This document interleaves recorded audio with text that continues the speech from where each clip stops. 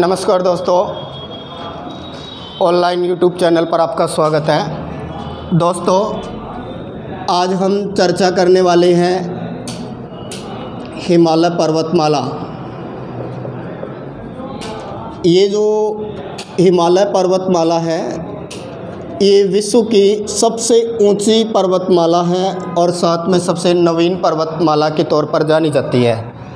अगर विश्व में हम लोग बात करें तो दुनिया की जो सबसे लंबी पर्वतमाला है वो है एंडीज़, जो कि दक्षिणी अमेरिका महाद्वीप के पश्चिमी तट के साथ साथ है। सेकंड नंबर पर आती है रॉकी, जो उत्तरी अमेरिका के अंतर्गत है। तीसरे नंबर पर है ग्रेट डिवाइडिंग रेंज, और ये जो ग्रेट डिवाइडिंग रेंज है ये ऑस्ट्रेलिया महाद्वीप के अंतर्गत है और विश्व में इसका स्थान तीसरा है।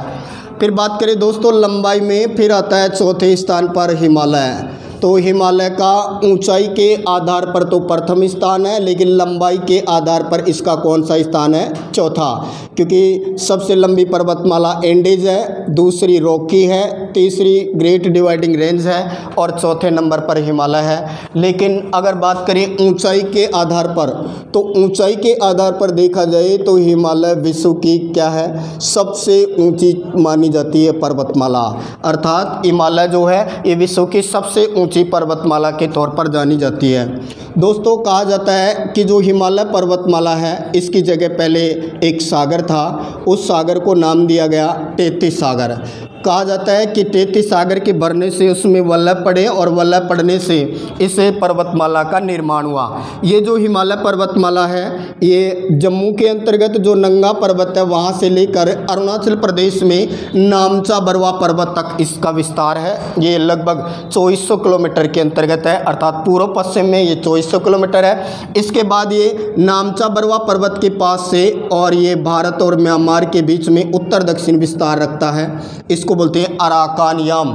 फिर इसके बाद में आगे ये बंगाल की खाड़ी में डूबी हुई है तो हमें नज़र नहीं आती है, लेकिन बंगाल की खाड़ी में डूबी हुई जो अंडमान निकोबार द्वीप समूह है वो इसी का पार्ट है। अर्थात अंडमान निकोबार द्वीप समूह हिमालय का ही हिस्सा या भाग है, जो कि एक पर्वतमाला है जो कहाँ डूबी हुई है? बंगाल की खाड़ी में। इस पर्वतमाला की जो चोटियाँ हैं वो हमें द्वीपों के रूप में नज़र आती हैं। दोस्तों, हिमालय के लिए कहा जाता है कि ये दुनिया का सबसे युवा पर्वत है और साथ में बोल सकते हैं दुनिया का सबसे नवीन पर्वत है। सबसे युवा सबसे नवीन पर्वत कौन है? तो हिमालय है। इसीलिए हिमालय को एक और नाम दिया जाता है, इसे नवीन मोड़दार पर्वत, नवीन मोड़दार पर्वत भी कहा जाता है। इसके अलावा इसको एक और नाम मिलता है नवीन वलित पर्वत। दोस्तों, प्री कैम्ब्रियन काल में 65 करोड़ वर्ष पूर्व है वो दो पर्वतमालाओं का निर्माण हुआ था। एक संयुक्त राज्य अमेरिका की एपलेशियन पर्वतमाला और एक भारत में अरावली पर्वतमाला। इनका निर्माण प्री कैम्ब्रियन काल में हुआ था। और बात करें कि ये जो पर्वतमालाएं थी ये किसी ज़माने में हिमालय की तरह ही ऊंची थी, लेकिन अपर्दन और अपक्षय के कारण ये घिस गई और आज अवशेष के रूप में नजर आती है। इसलिए अरावली को अवशिष्ट पर्वत के रूप में जाना जाता है। तो अरावली अवशिष्ट पर्वत है जो कि प्राचीन वलित पर्वत है, जबकि हिमालय नवीन या नवीन मोड़दार पर्वत माना जाता है। दोस्तों, जो हिमालय है इस हिमालय की औसत अगर हम लोग ऊंचाई की बात करते हैं तो हिमालय की औसत ऊंचाई 6000 मीटर है। फिर बात करें दोस्तों कि हिमालय का जो विस्तार है ये कहा जाता है कि हिमालय 2400 किलोमीटर लंबा माना गया है। 2400 किलोमीटर इसकी लंबाई है, 6000 मीटर इसकी औसत ऊंचाई है। और साथ में ये कहें कि हिमालय जो पर्वतमाला है इस हिमालय पर्वतमाला का विस्तार जो है भारत के 16 राज्यों में है और 2 केंद्र शासित प्रदेशों में है। हिमालय पर्वतमाला पहले 17 राज्यों में फैली हुई थी, वर्तमान में जम्मू कश्मीर 2 भागों में डिवाइड है, यानी लद्दाख और जम्मू 2 केंद्र शासित में। तो 16 राज्य और 2 केंद्र शासित प्रदेश के अंतर्गत इसका विस्तार है। फिर बात करें दोस्तों, हिमालय 5 लाख वर्ग किलोमीटर में फैला हुआ है। हिमालय का क्षेत्रफल कितना है? 5 लाख वर्ग किलोमीटर, लंबाई 2400, औसत ऊंचाई 6000 मीटर। कितने राज्यों में है? 16। केंद्र शासित प्रदेश 2। इसके अलावा दोस्तों एक और बात महत्वपूर्ण है, हिमालय पर्वतमाला का विस्तार कितने देशांतरों में है? तो याद रखिएगा, हिमालय का विस्तार भारत के 22 देशांतरों के अंतर्गत है। अर्थात हिमालय का विस्तार कितने देशांतरों में है? 22 देशांतरों के अंतर्गत हिमालय का क्या माना गया है? विस्तार माना गया है। एक विद्वान हुआ है सिडनी बर्नार्ड। इस सिडनी बर्नार्ड महोदय ने हिमालय पर्वतमाला को नदियों को आधार मानकर इसका प्रादेशिक वर्गीकरण किया है। सिडनी बर्नार्ड महोदय ने नदियों को आधार मानकर हिमालय का प्रादेशिक वर्गीकरण किया। हिमालय की सबसे पूर्वी नदी मानी गई ब्रह्मपुत्र है, और जो हिमालय की जो सबसे पश्चिमी नदी है, ये सबसे पश्चिमी नदी मानी गई है सिंधु। तो दोस्तों हिमालय की सबसे पश्चिमी नदी सिंधु, सबसे पूर्वी नदी ब्रह्मपुत्र है। जबकि बात करें पर्वत की, तो हिमालय का सबसे पूर्वी पर्वत है अरुणाचल प्रदेश के अंतर्गत आता है, जिसका नाम है नामचा बरुआ। नामचा बरुआ 7756 मीटर ऊंचा है और ये हिमालय का सबसे पूर्वी पर्वत है। दोस्तों सबसे पश्चिमी पर्वत की बात करें तो जम्मू कश्मीर के यानी पीओके के अंतर्गत है, वो है नंगा पर्वत जो 8126 मीटर ऊंचा है। फिर बात करें दोस्तों, ये हिमालय का सबसे पूर्वी पर्वत हो गया, वो हिमालय का सबसे पश्चिमी पर्वत है। नदी पूछे तो इधर सिंधु है और इधर ब्रह्मपुत्र है। अगर इधर जम्मू कश्मीर है तो इधर कौन आ जाएगा? अरुणाचल प्रदेश। अगर दोस्तों गार्ज की बात की जाए तो आपकी ब्रह्मपुत्र नदी जो है ये यहाँ गार्ज का निर्माण करती है, और ब्रह्मपुत्र द्वारा निर्मित जो गार्ज है, इस गार्ज को दिहांग गार्ज के नाम से जानते हैं। जबकि इधर जो सिंधु नदी जो गार्ज बनाती है, इस सिंधु नदी से निर्मित जो गार्ज है, इस गार्ज को बुंजी गार्ज कहा जाता है, जो 5240 मीटर गहरा है। दोस्तों याद रखिएगा, भारत का सबसे गहरा गार्ज बुंजी गार्ज है। कौन नदी निर्माण करती है? सिंधु नदी इस गार्ज का क्या करती है? निर्माण। और गार्ज का बड़ा रूप होता है कैनियन। गार्ज का बड़ा रूप क्या कहलाता है? कैनियन कहलाता है। तो सिडनी बर्नार्ड ने नदियों को आधार माना और हिमालय का वर्गीकरण किया। तो सिंधु नदी से आगे एक नदी आधार मानी गई सतलज, इसको सतुद्री कहा गया। फिर सतलज से आगे अन्य नदी आधार मानी काली नदी या शारदा नदी। फिर इससे आगे और एक नदी को आधार माना और उस नदी को नाम दिया गया तिस्ता। और फिर तिस्ता से आगे कौन नदी आ गई? तो ब्रह्मपुत्र। तो सिडनी बर्नार्ड ने प्रादेशिक आधार पर हिमालय को कितने भागों में डिवाइड किया? तो पहला इसका भाग सिंधु नदी से सतलज नदी के बीच वाला तो कहलाया पंजाब हिमालय, और फिर सतलज से और काली नदी के बीच वाला जो भाग कहलाएगा दूसरा, इसको नाम दिया गया कुमायूं हिमालय। तीसरा काली से और तिस्ता के बीच में नाम दिया गया, ये नेपाल में ज़्यादा है इसलिए नाम ही दे दिया नेपाल हिमालय। फिर अगला चौथा भाग इसका तिस्ता से और ब्रह्मपुत्र असोम में ज़्यादा है, इसलिए इसका नाम रख दिया गया असोम हिमालय। तो याद रखिएगा दोस्तों, प्रादेशिक आधार पर हिमालय को 4 भागों में बांटा गया है। पहला पंजाब हिमालय, दूसरा कुमायूं हिमालय, तीसरा नेपाल हिमालय और चौथा असोम हिमालय। जो असोम हिमालय है ये पूर्व में है, इसलिए इसको एक और नाम दे दिया गया पूर्वी हिमालय।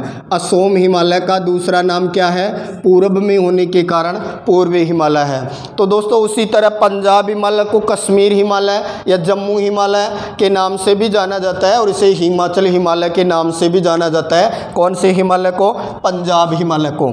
दोस्तों पंजाब हिमालय जो है ये कहें कि कितना वर्ग किलोमीटर, ये कितना एरिया रखता है? 560 किलोमीटर में फैला हुआ है। कौन सी दो नदियाँ? सिंधु से और सतलज।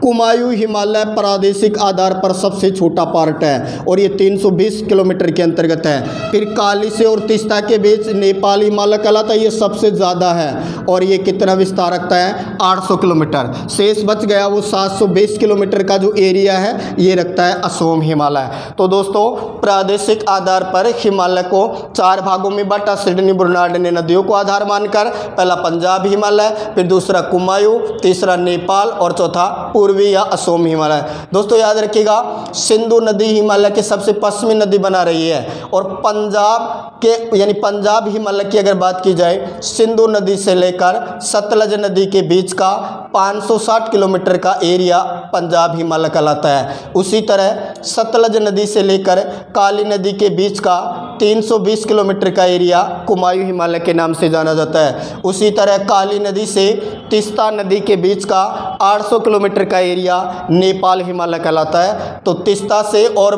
ब्रह्मपुत्र नदी के बीच का ये जो भूभाग है ये असोम हिमालय के नाम से जाना जाता है। तो ये कौन सा वर्गीकरण था हिमालय का? प्रादेशिक वर्गीकरण। अब दोस्तों नेक्स्ट जो वर्गीकरण है हिमालय है, क्योंकि हिमालय की जो व्याख्या है या हिमालय की व्याख्या के लिए दो विद्वानों को विशेष जाना जाता है, अर्थात हिमालय का निर्माण कैसे हुआ इसकी सटीक व्याख्या करता है एक तो हैरी हेस का प्लेट विवर्तनिकी सिद्धांत। हैरी हेस नामक एक विद्वान हुआ था। हैरी हेस ने एक सिद्धांत दिया था प्लेट विवर्तनिकी सिद्धांत, और प्लेट विवर्तनिकी सिद्धांत में हैरी हेस ने यह बताया है कि यूरेशियन प्लेट और इंडियन प्लेट, यूरेशियन प्लेट और इंडियन प्लेट, इनके आपस में क्या हुई? टक्कर हुई, और इस टक्कर के परिणाम स्वरूप हिमालय का क्या हुआ? निर्माण हुआ। दोस्तों एक हिमालय का और जो व्याख्या करने वाला जो सिद्धांत है वो है कोबर महोदय का भूसन्नति सिद्धांत। कोबर महोदय का जो भूसन्नति सिद्धांत है वो ये व्याख्या करता है कि जो पेंजिया वाला जो पार्ट था उसके दो पार्ट बन गए थे, अंगारा लैंड और गोंडवाना लैंड। इनसे निकलने वाली नदियों ने टेथी सागर को भरा, भरने से वल्लभ पड़े और फिर इस पर्वतमाला का क्या हुआ? निर्माण। तो हिमालय की उत्पत्ति कैसे हुई? तो हिमालय की उत्पत्ति के 3 चरण, अर्थात हिमालय की उत्पत्ति के कितने चरण माने जाते हैं? तो दोस्तों याद रखिएगा, हिमालय की उत्पत्ति 3 चरणों में हुई। हिमालय की उत्पत्ति कितने चरणों में मानी जाती है? 3 चरणों में हिमालय की उत्पत्ति हुई। बात करें इसके प्रथम चरण की। दोस्तों प्रथम चरण की अगर बात की जाए तो प्रथम चरण में ये सबसे ऊंची श्रेणी का निर्माण हुआ था महान हिमालय, इसी को बोलते हैं ग्रेट हिमालय। सदा बर्फ से ढका रहता है इसलिए इसको एक और नाम देते हैं हिमाद्री, और ये कहें कि ये सबसे अंदर पड़ता है इसलिए इसका एक और नाम रख दिया गया आंतरिक हिमालय। ये विश्व की सबसे ऊंची श्रेणी है। इसी में विश्व की सबसे ऊंची चोटी है जिसका नाम है माउंट एवरेस्ट, जो कि चीन और नेपाल की सीमा पर है। 8,848 मीटर ऊंची है। कुछ विद्वान इसको 8,850 मानते हैं। वर्तमान में इसको 50 ही माना है, लेकिन नेपाल के अंतर्गत आज भी इसको 8,848 ही माना गया है। तो हिमालय की उत्पत्ति के प्रथम चरण में जिस श्रेणी का निर्माण हुआ उसको नाम दिया है महान हिमालय। और याद रखिएगा दोस्तों, इस महान हिमालय श्रेणी के भी उत्तर में जो श्रेणी पड़ती है उस वाले पार्ट को बोलते हैं ट्रांस हिमालय।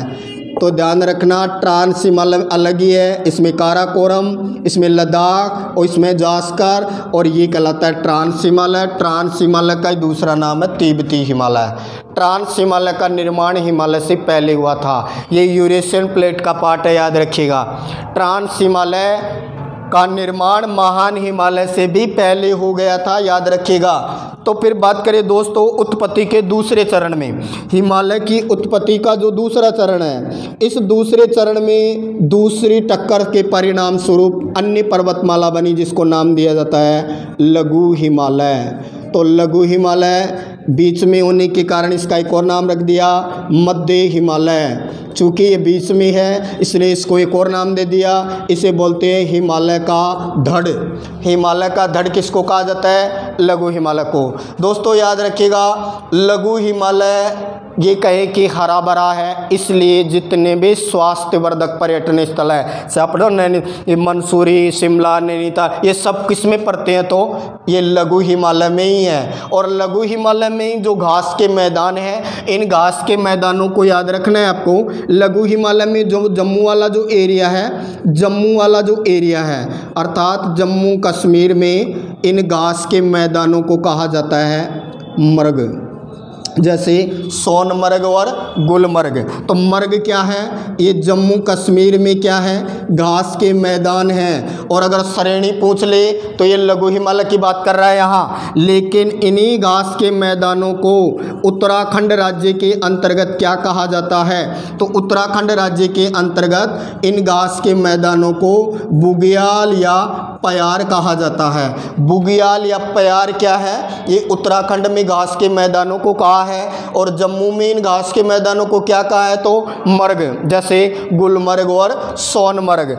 याद रखिएगा दोस्तों, इसी के अंतर्गत उत्तराखंड में फूलों की घाटी भी प्रसिद्ध है। उत्तराखंड में फूलों की घाटी प्रसिद्ध है, ये इसी का पार्ट है, फूलों की घाटी। और फूलों की घाटी को याद रखना चमोली। तो कई बार पूछता है चमोली का संबंध कहाँ से है? उत्तराखंड से है। चमोली क्या है? इसको क्या बोलते हैं? फूलों की घाटी। तो फूलों की घाटी का संबंध इसी क्षेत्र से है। लेकिन दोस्तों कंफ्यूज नहीं होना है, एक शांत घाटी और है जो कई बार परीक्षा में पूछा जाता है कि शांत घाटी या साइलेंट वैली का संबंध किससे है? तो ये भारत के केरल राज्य से है। शांत घाटी केरल में है, फूलों की घाटी यानी चमोली कहाँ है? तो उत्तराखंड में है। तो ये लघु हिमालय में घास के मैदान है, लघु हिमालय हरा भरा है। दोस्तों जो लघु हिमालय और इससे नीचे यानी दक्षिण में जो शिवालिक श्रेणी है, लघु हिमालय शिवालिक श्रेणी, इन दोनों के बीच में जो घाटियां हैं, इन घाटियों को भी अलग नाम से जाना जाता है। इन्हें पूर्व की तरफ तो बोलते हैं घाटियों को द्वार, और पश्चिम की तरफ क्या बोलते हैं? दून।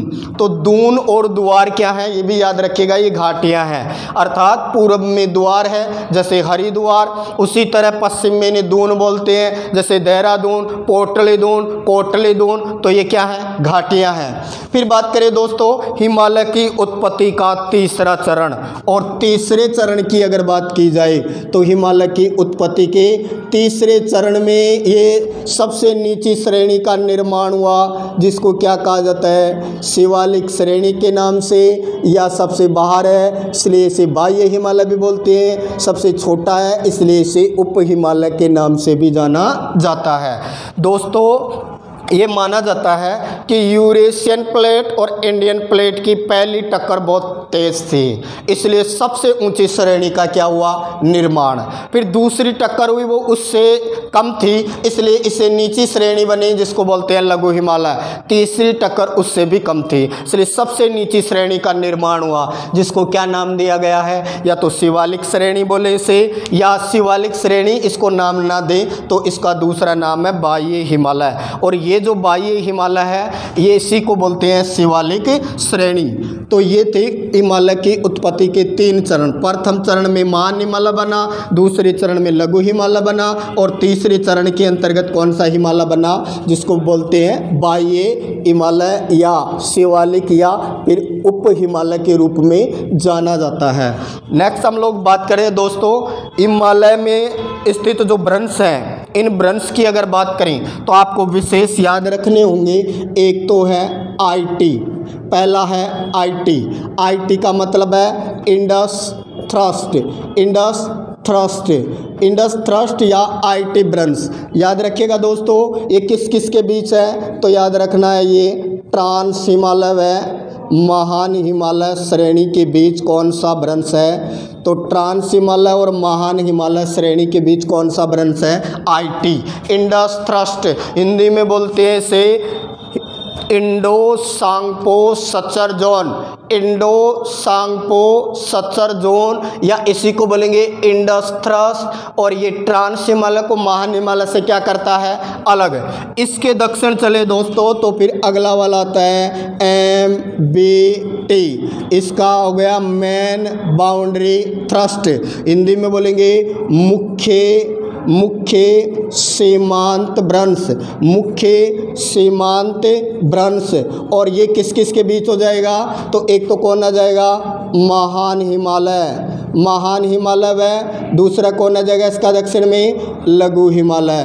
तो महान हिमालय व लघु हिमालय श्रेणियों के बीच कौन सा है? MBT, main boundary thrust. इसके दक्षिण चलेंगे तो फिर आएगा MCT, मेन सेंट्रल थ्रस्ट।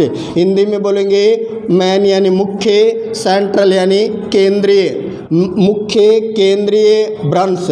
और दोस्तों ये किस किस के बीच होगा? तो ये हो जाएगा लघु हिमालय और शिवालिक श्रेणी। लघु हिमालय व उसके दक्षिण में स्थित कौन सी श्रेणी? शिवालिक श्रेणी के बीच।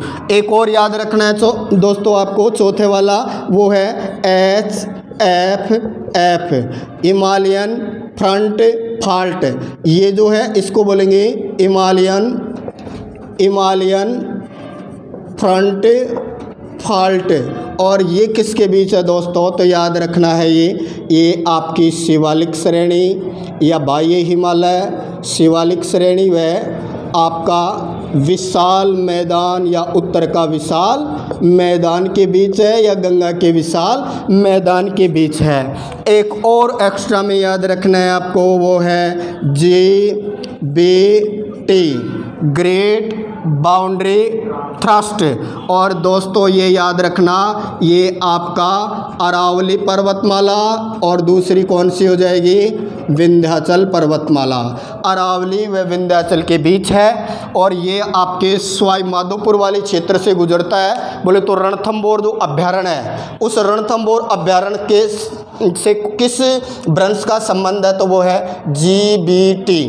तो GBT अरावली विंध्याचल को अलग कर रहा है। HFF ये आपका जो हिमालय का जो सबसे लास्ट वाला पार्ट है शिवालिक श्रेणी, उसको विशाल मैदान दोनों के बीच में है।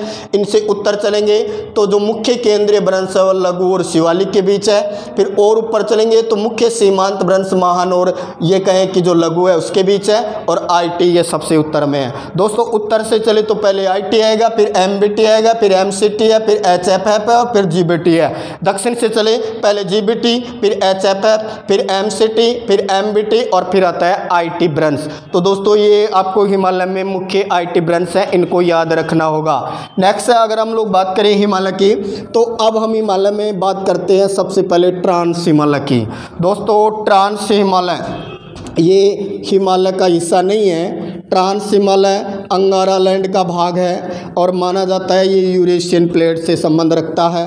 ट्रांस हिमालय का निर्माण महान हिमालय से भी पहले हुआ था और ट्रांस हिमालय को ही तिब्बती हिमालय के रूप में जाना जाता है। तो दोस्तों अब हम सबसे पहले हिमालय के जिस पार्ट की बात करेंगे वो है ट्रांस हिमालय। ट्रांस हिमालय सबसे पहली बात तो यही आती है कि ट्रांस शब्द जो है इसका अर्थ क्या है? तो ट्रांस शब्द का अर्थ होता है उस पार, अर्थात ये महान हिमालय श्रेणी के उस पार है, इसलिए इसको नाम ही दे दिया ट्रांस हिमालय। क्योंकि ट्रांस का अर्थ क्या होता है?